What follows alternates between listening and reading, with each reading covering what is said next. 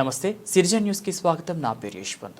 రాబోయేది బీఆర్ఎస్ ప్రభుత్వమేనని ఎవరు భయపడాల్సిన అవసరం లేదని కేటీఆర్ అన్నారు. హైదరాబాద్లోని తెలంగాణ భవన్లో తాండూరు మాజీ ఎమ్మెల్యే పైలట్ రోహిత్ రెడ్డి ఆధ్వర్యంలో నూతన సర్పంచ్లతో ఆత్మీయ సమ్మేళనం నిర్వహించారు. ఈ సందర్భంగా కేటీఆర్ మాట్లాడుతూ సర్పంచ్ ఎన్నికల్లో బీఆర్ఎస్ బలపరిచిన అభ్యర్థుల విజయం చూస్తుంటే రాబోయేది కేసీఆర్ ప్రభుత్వమేనని ధీమా వ్యక్తం చేశారు. ఈ వీడియో కేటీఆర్ మాటల్లో కేటీఆర్ గారి నాయకత్వం, కేసీఆర్ గారి నాయకత్వం. జై తెలంగాణ, జై తెలంగాణ. గారికి అదే విధంగా ఇంత పెద్ద స్టేజ్ పై తొందరగా వీలైతే అంత తొందరగా నూతన కమిటీలు గ్రామ స్థాయి నుంచి వార్డు స్థాయి నుంచి మనం ఏర్పాటు చేసుకొని మనము ముందుకెళ్లాల్సిన అవసరం ఎంతైనా ఉన్నది. ఈ మా అందరి మాటగా మీరు వారికి చెప్పాల్సిందిగా మిమ్మల్ని కోరుకుంటున్నాను. మొత్తం చెప్పేసిండు, చెప్పేదానికి కూడా ఏం లేదు. ఫోటోలు దిగుడు ఒకటే మిగిలింది మనం అంతే. పేరు పేరున ఈరోజు తాండూరు నియోజకవర్గం నుండి మరి ఈరోజు సోదరుడు యువ నాయకుడు ఉత్సాహవంతుడు మరి ఎంతో అందరితో కూడా ఆత్మీయంగా కలిసిపోయే తమ్ముడు మా యువ నాయకుడు పైలట్ రోహిత్ రెడ్డి గారి నాయకత్వంలో 67 మంది సర్పంచులు గెలిచి మరి ఈరోజు ఈ ప్రతికూల వాతావరణంలో కాంగ్రెస్ వాళ్ళు ఎంత దౌర్జన్యం చేసినా ఎంత హడావుడి చేసినా అన్నీ తట్టుకొని ఇక్కడికి రావడమే కాకుండా వచ్చిన వాళ్ళు కూడా ఏ గ్రామానికి సంబంధించిన వాళ్ళు ఆ గ్రామానికి మరి ఒక బోర్డు కూడా పెట్టుకొని బ్రహ్మాండంగా చాలా డిసిప్లిన్డ్గా కూర్చున్నందుకు ముందుగా సర్పంచ్లకు ఉప సర్పంచ్లకు వార్డు సభ్యులకు వారిని గెలిపించిన మా సోదరులకు సోదరిమణులందరికీ పేరు పేరున నమస్కారాలు శుభాకాంక్షలు తెలియజేస్తా ఉన్నాను.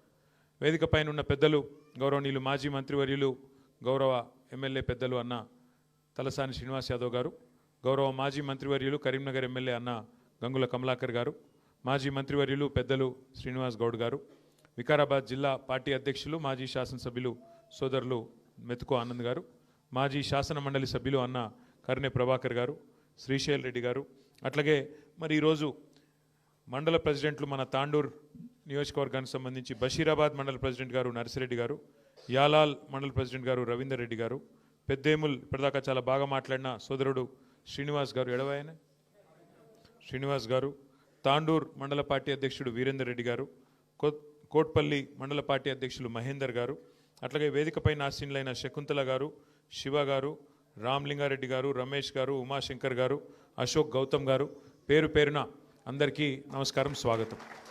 సర్పంచులు కొంతమంది భోజనం కూడా చేయలేదట, కాబట్టి ఎక్కువ టైం నేను తీసుకొని మీరు కొద్దిగా ఆలస్యంగా వచ్చినారు. రెండే విషయాలు నేను చెప్పేది. ఒకటి, మీకు మీ హక్కుల గురించి కూడా తెలవాలి.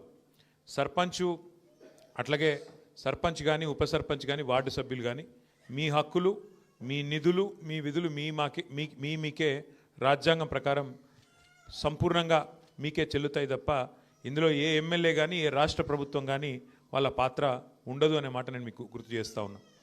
బాబాసాహెబ్ అంబేద్కర్ గారు రాసిన రాజ్యాంగం ప్రకారం మన భారతదేశంలో మనకు 5 అంచెల్లో ప్రభుత్వాలు ఉన్నాయి. పైన కేంద్ర ప్రభుత్వం ఉన్నది, ప్రధానమంత్రి గారు, మంత్రిమండలి, ఎంపీలు వాళ్ళంతా ఉంటారు. రాష్ట్రంలో రాష్ట్ర ప్రభుత్వం ఉన్నది, ఇంకొద్దిగా కిందికి జిల్లా పరిషత్తు జిల్లా ప్రభుత్వం ఉన్నది, దానికంటే కిందికి మండల పరిషత్తు, ఇంకోవైపు మున్సిపాలిటీ అవి ఉన్నాయి.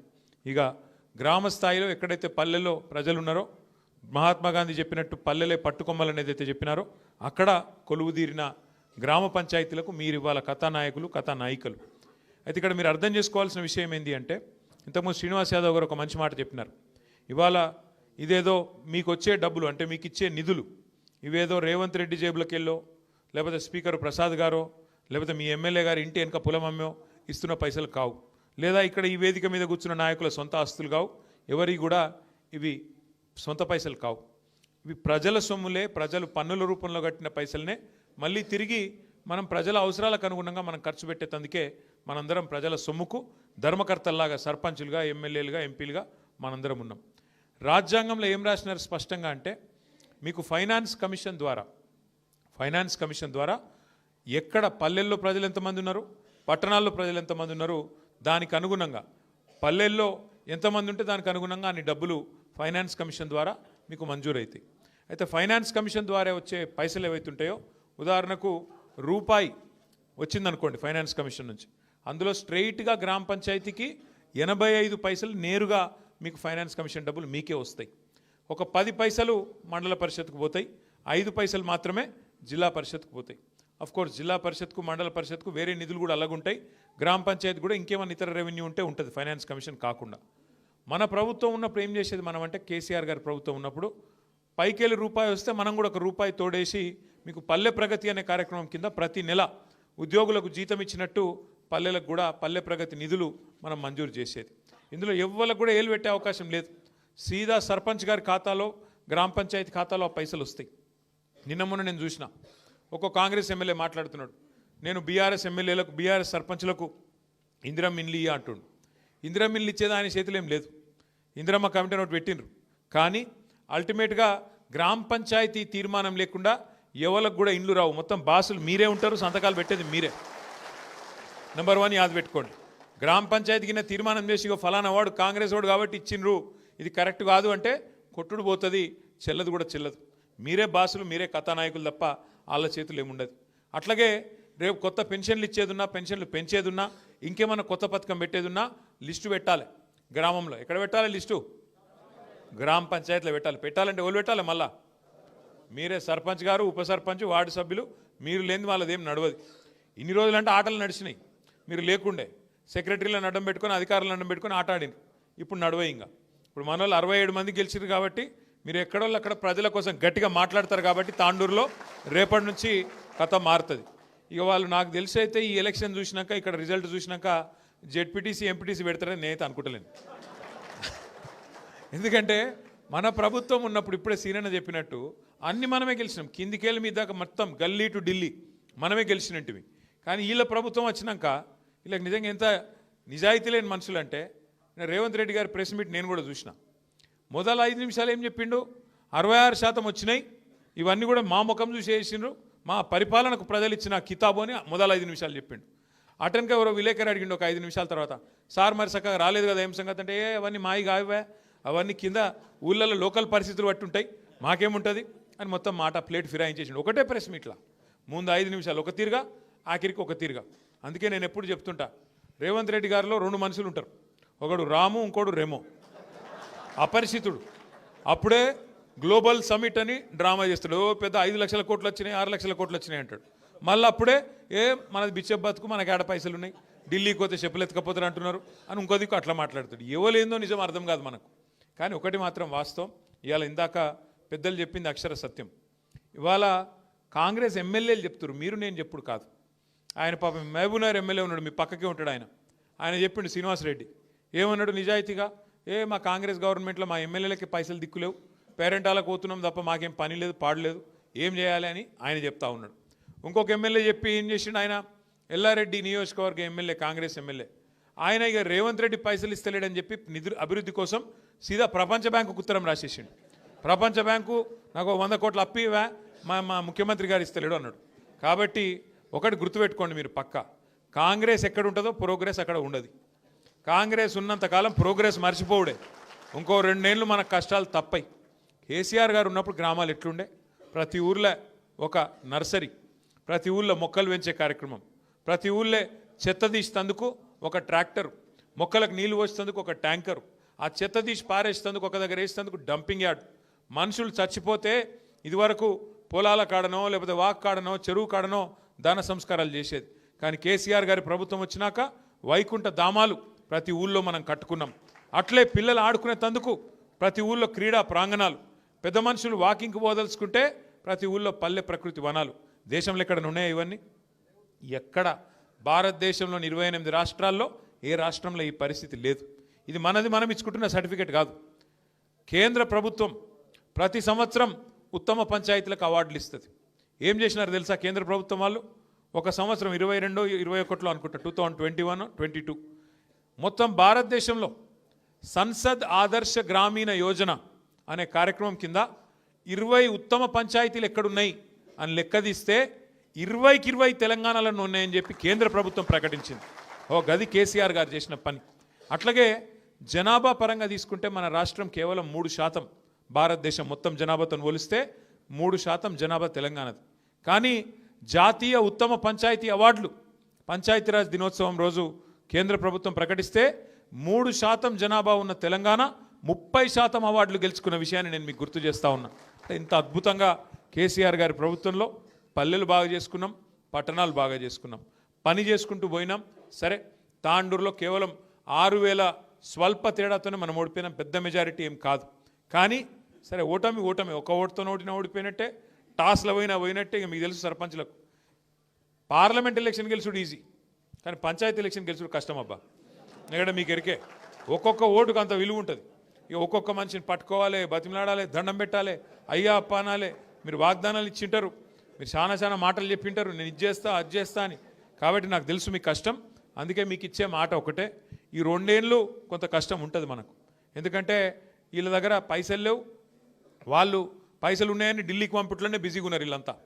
మొత్తం వీడికెళ్ళి మూటలు కట్టాలి, రాహుల్ గాంధీకి పంపాలి, ఆడనో ఇండో కుర్చీ కాపాడుకునేందుకు కింద మీద పడి కుర్చీ కాపాడుకోవాలి తప్ప వాళ్లకు ప్రజలకు సేవ చేసే ఆలోచన వీళ్ళకు లేదు. చూడండి, మీరు ఆలోచన చేయండి. ఎందుకంటే ఈ 2 ఏళ్లలో ఎంతమందిని ఎన్ని రకాలుగా మోసం చేసినారో శ్రీనివాస్ యాదవ్ గారు వివరంగా చెప్పినారు. ఎస్సీలను మోసం చేసినారు, ఎస్టీలను మోసం, బీసీలను మోసం, రైతులను మోసం, మహిళలకు మోసం, యువతకు మోసం, విద్యార్థులకు మోసం. ఇలా చేతిలో మోసపోని వాళ్ళు ఎవరు లేరు. ఏమైనా ఏం చేసినారు రాయి అంటే ఫ్రీ బస్ ఒకటి చెప్తారు. అది ఫ్రీ బస్ ఎట్లయితుందో నాకైతే ఇంతవరకు అర్థం కాలే. మీకు వాళ్ళకన్నా అర్థమైతే నాకు చెప్పురు జర. మహిళలకు ఫ్రీ అంట, కానీ వాళ్ళు ఎంబడి ఉండే మగవాళ్ళకు డబుల్ టికెట్ అంట. ఇక అది ఫ్రీ ఎట్లయితుంది? మళ్ళీ వాళ్ళ ఇంట్లో ఉండే పిల్లలకు 25% బస్ పాసులు పెంచారు. ఇక అది ఎట్లా ఫ్రీ అవుతుంది చెప్పు, నాకు అర్థం కాదు. ఇక మళ్ళీ ఫ్రీ బస్సు అని ఉదరగొట్టుడు. మొత్తం అందరూ మోసపోయి బాధపడుతున్నారు. గ్రామాలలో రైతులైతే కోపం మీద ఉన్నారు. మీకు తెలుసు నాకంటే బాగా, రుణమాఫీ కాలే, రైతు బంధు రాదు, ఇదివరకు కరెక్ట్గా వచ్చే కరెంట్ ఇప్పుడు కరెక్ట్గా వస్తలేదు. యూరియా, ఆఖరికి యూరియా అన్న కరెక్ట్గా ఇచ్చే ముఖం ఉన్నది రైతులకు. యూరియా కోసం ఇలా యుద్ధాలు చేయాల్సిన పరిస్థితి పాపం రైతులకు ఇలా ప్రతి గ్రామంలో ఉన్నది. అందుకే ఇప్పుడు మళ్ళీ ఎక్కడ లైన్లు కడతారో, మళ్ళీ ఎక్కడ తంతారో అని భయంతో కొత్త దుకాణం తెరిచిరు వీళ్ళు. ఏందట అంటే, ఇదివరకు యూరియా షాపులలో దొరుకుతుండే, ఇప్పుడు యాప్లో దొరుకుతుందంట. యాప్, ఫోన్లో యాప్ ఉండాలంట, యాప్లో దొరుకుతుందంట.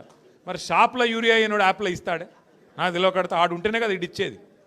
ఇక గట్లున్నది ఇలా కథ. ఎందుకంటే లైన్లు కనబడద్దు, దాచిపెట్టాలి. ఎన్ని రోజులు దాస్తావు? 10 ఏళ్ళు మరి కేసీఆర్ ప్రభుత్వంలో ఎందుకు లైన్లు లేకుండే? ఎందుకంటే నడిపేటోనికి తెలివి ఉండాలా, నడిపేటోనికి రైతుల మీద గుండెల్లో ప్రేమ ఉండాలా. అది కేసీఆర్కు ఉండే, నీకు లేదు. ఇంకొక్క ముచ్చట చెప్పి నేను బంద్ చేస్తా.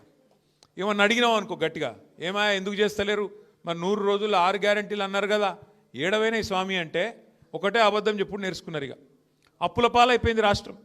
అప్పులైపోయినాయి. అబద్ధం చెప్పినా అతికేటట్టు ఉండాలి. ఒక ఆయననేమో 6 లక్షల కోట్ల అప్పు అయింది అంటాడు, ఇంకొక ఆయన 7 లక్షల కోట్ల అప్పు అయింది అంటాడు, ఇంకొక ఆయన 8 లక్షల కోట్ల అప్పు అయింది అంటాడు. వాళ్ళకే శృతి లేదు. మరి కేంద్ర ప్రభుత్వం మొన్ననే ఒక ప్రకటన చేసింది పార్లమెంట్లో. ఒక బీజేపీ ఎంపీ గారు అడిగిండు తెలంగాణ ఆయన్ని, అసలు కేసీఆర్ గారు ప్రభుత్వం చేసిన అప్పు ఎంత అని అడిగిండు. అడిగితే కేంద్ర ప్రభుత్వం రిజర్వ్ బ్యాంక్ ఆఫ్ ఇండియా దగ్గర లెక్కలు తీసుకొని, కాగ్ లెక్కలు తెప్పించుకొని మొత్తం చాన్బీన్ చేసి పార్లమెంట్లో ప్రకటించింది. ఏమని ప్రకటించింది? 2014 జూన్ 2 నాడు కేసీఆర్ గారు ముఖ్యమంత్రి అయిన నాడు రాష్ట్రం నెత్తి మీద ఉన్న అప్పు 72,000 కోట్లు. కేసీఆర్ గారు డిసెంబర్ 3, 2023 నాడు రాష్ట్ర ప్రభుత్వం నుంచి జరిగిన నాడు ఉన్న అప్పు 3.5 లక్షల కోట్లు. అంటే 3.5 లక్షల కోట్లల్లో మనకు విరాసత్గా వచ్చిన 72,000 కోట్ల అప్పు తీసేస్తే 2,80,000 కోట్ల అప్పు మాత్రమే మన ప్రభుత్వం చేసింది. మరి ఏం చేసిండు కేసీఆర్ గారు అప్పు చేసి? ఏం చేసిండు అంటే, మీ వికారాబాద్ను జిల్లా చేసిండు, వికారాబాద్లో ఒక మెడికల్ కాలేజ్ పెట్టిండు, వికారాబాద్లో ఒక నర్సింగ్ కాలేజ్ పెట్టిండు, మీ తాండూరులో ఉండే తాండాలను గ్రామ పంచాయతీలు చేసిండు, గ్రామ పంచాయతీ భవనాలు కట్టించిండు. కేసీఆర్ గారు 1022 గురుకుల పాఠశాలలు పెట్టిండు. కేసీఆర్ గారు 73,000 కోట్ల రూపాయలు రైతు బంధు రూపంలో 70 లక్షల మంది రైతుల ఖాతాల్లో టింగుమని నాట్లేసే కాలం వచ్చిందంటే మీ అకౌంట్లలో డబ్బులు వేసిండు. కేసీఆర్ గారు 200 రూపాయల పెన్షన్ను 2,000 రూపాయలు చేసిండు. 15 లక్షల మంది ఆడపిల్లల పెళ్లిళ్ళు 1,00,000 రూపాయలు ఇచ్చి కళ్యాణ లక్ష్మి కింద, షాదీ ముబారక్ కింద బ్రహ్మాండంగా ఆడపిల్లల పెళ్లిళ్ళు చేసిండు. 14 లక్షల మంది ఆడబిడ్డలు ప్రసూతి అయితే మగపిల్లగాడు పుడితే 12,000, ఆడపిల్ల పుడితే 13,000 రూపాయలు ఇచ్చి కేసీఆర్ కిట్ ఇచ్చి మేనమామ లెక్క వాళ్ళకి అండగా నిలబడ్డాడు. ఇట్లా చెప్పుకుంటా పోతే 1-2 కాదు, ఊర్లలో మొత్తం LED లైట్లు పెట్టించిండు కేసీఆర్ గారు. ఊర్లలో 16,000 నర్సరీలు పెట్టించిండు. ఇక చెప్పుకుంటూ పోతే చాలా కార్యక్రమాలు, పల్లె ప్రగతి, పట్టణ ప్రగతి, మీ రోహిత్ రెడ్డి గారి నాయకత్వంలో మీకైతే ప్రత్యేకంగా జీవోలు ఇచ్చిండు కేసీఆర్ గారు. 1-2 కాదు, వందల కోట్ల రూపాయలు. రోహిత్ ఇక్కడనే సార్తో దాదాపు ఒక 2-3 నెలలు ఉన్నాడు వరుసగా ప్రగతి భవన్లో ఉంటే ఎన్ని డబ్బులు కావాలంటే తాండూరుకి అన్ని డబ్బులు అప్పుడు మంజూరైతే ఇప్పుడున్న ఎమ్మెల్యే గారు వాటికే మళ్ళీ ఇంతకుముందు సీనన్న చెప్పినట్టు ఇది అటు మార్చి అది ఇటు మార్చి ఆయన తెచ్చినా పోజులు కొడుతున్నాడు తప్ప నిజానికి ఆ నిధులన్నీ తెచ్చింది తప్పకుండా రోహిత్ రెడ్డి గారు, ఇచ్చింది కేసీఆర్ గారు. ఇది వాస్తవం. వీళ్ళు వచ్చినాక కొత్తగా ఇచ్చింది ఏముంది? ఏమీ లేదు. అందుకే దయచేసి మనం గ్రామాన వాస్తవాలు చెప్పుకోవాలి. అప్పు ఎంత అయింది, ఎందుకయింది? మరి ఇవాళ రేవంత్ రెడ్డి గారు వచ్చినాక 2 ఏళ్లలో 2.5 లక్షల కోట్ల అప్పు అయింది. ఏం చేసినావు మరి 2.5 లక్షల కోట్ల అప్పు చేసి? ఒక ఇటుక పెట్టినవా? ఒక కొత్త రోడ్ వేసినవా? ఒక కొత్త మోరీ కట్టినవా? ఏం చేసినావు నువ్వు? 2.5 లక్షల కోట్ల అప్పు. పెన్షన్లు పెంచినవా? ఏం చేసినావు? ఎక్కడ పోయినాయి పైసలు? సమాధానం చెప్పరు. తాండూరులో ఎన్నిండ్లు అయినా అని అడుగుతున్నాడు సీనన్న. ఎన్నిండ్లు కట్టిర్రు, ఏమవుతుంది అని అడుగుతున్నాడు. నేనేమంటున్నా అంటే దయచేసి ఒకటి యాద పెట్టుకోండి. ఒకటి మాత్రం పక్కా, ప్రజలకు అన్ని వాస్తవాలు అన్ని విషయాలు ఒక్కొక్కటిగా అర్థమవుతూ ఉన్నాయి. ఒక్కొక్క వర్గానికి ఇప్పుడిప్పుడే మొత్తం తేటతెల్లమవుతున్నది. అన్ని విషయాలు వివరంగా అర్థమవుతున్నాయి. ప్రజలు ఎదురు చూస్తున్నారు. ఇప్పుడు నిజానికి ఈ ఎలక్షన్లో కేసీఆర్ గారు కాలు బయట పెట్టలే, ఒక మాట కూడా టీవీలో కూడా చెప్పలే. కానీ మన సింబల్ కూడా లేదు, కారు గుర్తు కూడా లేదు. కానీ మనోళ్ళు ఎక్కడికక్కడ వీరోచితంగా అద్భుతంగా కొట్లాడి ఇవాళ మొత్తం రాష్ట్రంలో అద్భుతమైన రిజల్ట్ తీసుకొని వచ్చినారు. దానివల్ల ఇవాళ ప్రభుత్వమే వెనుకకు పారిపోయే పరిస్థితున్నది. జిల్లా పరిషత్ మండల పరిషత్ ఎలక్షన్లు పెట్టకుండా గుర్తు లేకుండానే గిట్లున్నది. ఇక గుర్తు వచ్చి మళ్ళీ కేసీఆర్ గుర్తుకొస్తే ఎట్లుంటుందో అని చెప్పి తప్పించుకొని పారిపోయే పరిస్థితున్నది. ఒకటి మాత్రం పక్కా, ఇంకొక 2 ఏళ్ళు మనకు కొద్దిగా పరీక్షా సమయం ఉంటుంది. 2 ఏళ్ళు వీడొకడు కాంగ్రెస్ వాడు మనల్ని అవమానిస్తే అవసరమైతే 1 నిమిషం తలకాయ కిందికేసుకోవాలి, 4 అడుగులు వెనుకకేయాలి. ఎందుకంటే ఎక్కడ నెగ్గాలనో తెలవాలి, ఎక్కడ తగ్గాలనో కూడా మనకు తెలవాలి. తెలిస్తేనే రేపటి రోజున 4 అడుగులు ముందుకేసేందుకు అవకాశం ఉంటుంది. కాబట్టి అధైర్య పడకండి. రేపు మళ్ళీ మున్సిపల్ ఎలక్షన్లు తొందరలో రాబోతూ ఉన్నాయి. తాండూరు పట్టణంలో మున్సిపల్ ఎలక్షన్ తొందరలో జనవరి ఫిబ్రవరిలో వస్తుందని చెప్పి వార్తలు వస్తున్నాయి. తప్పకుండా అందులో కూడా గ్రామాల్లో ఉన్న వాళ్ళు కూడా మీ చుట్టాలు ఉంటారు, పట్టణంలో మీ దోస్తులు ఉంటారు, మీ క్లాస్మేట్స్ ఉంటారు. మనం కూడా అవసరమైతే ప్రత్యేకంగా బాధ్యత పెట్టుకోవాలి. తాండూరులో ఉండే 38 వార్డులు ఎంత 36 వార్డులకు నేను రోహిత్ రెడ్డి గారిని కోరుతా ఉన్నా, ఆనంద్ గారిని కోరుతా ఉన్నా. ఇప్పటి నుంచే గ్రామాలకు సంబంధించిన బృందాలు అక్కడ ఇన్ఛార్జీలుగా వేసుకోండి. బెస్ట్ క్యాండిడేట్లు ఎవరో ఇప్పటి నుంచే దేవులాడుకోండి. రిజర్వేషన్లు ఎట్లుంటాయి ఏంది మీకు ఐడియా ఉంటుంది. దాని ప్రకారం మరి ఇప్పటి నుంచే లెక్కాపత్రం తయారు చేసుకొని ఎన్నికలకు సిద్ధం కావాలి. పల్లెల్లో వచ్చే ఎలక్షనే నాది, నేను సర్పంచ్ అయినా నా పని నాకు ఉంది అనుకుంటే కాదు. పార్టీని కాపాడుకోవాలి. అందరం బాగుంటేనే పార్టీ బాగుంటుంది. కాబట్టి మీకు అక్కడ ఉండే దోస్తులు, మీకుండే చుట్టాలు, క్లాస్మేట్స్, మీకుండే పరిచయాలు అవన్నీ కూడా పార్టీకి ఉపయోగపడే విధంగా మీరు ఇప్పటి నుంచే నిమగ్నం కావాలని కోరుతూ, ఇంతకుముందు శ్రీనివాస్ గారు కూడా కొన్ని మంచి మాటలు చెప్పినారు. తప్పకుండా అవన్నింటిని ఆచరణలో పెట్టే విధంగా ప్రయత్నం చేద్దామని చెప్పి కూడా మళ్ళొకసారి మీకు తెలియజేస్తూ, తాండూరు చాలా దూరం నుంచి ఇంతసేపు ఓపికగా వచ్చి మరి కొంతమంది భోజనం చేయకుండా కూడా కూర్చున్నందుకు ధన్యవాదాలు చెప్తూ, రోహిత్ రెడ్డి గారు పిలిచిన క్రమంలో వరుస క్రమంలో మీరు అందరూ ఎక్కడున్నో అక్కడ ఉండాలి. సర్పంచులు మొదలు వాళ్ళకు కొద్దిగా సన్మానం చేసుకొని ఫోటోలు దిగి ఆ తర్వాత మిగతా వాళ్ళతో కూడా అందరితో కలుద్దాం. జై తెలంగాణ.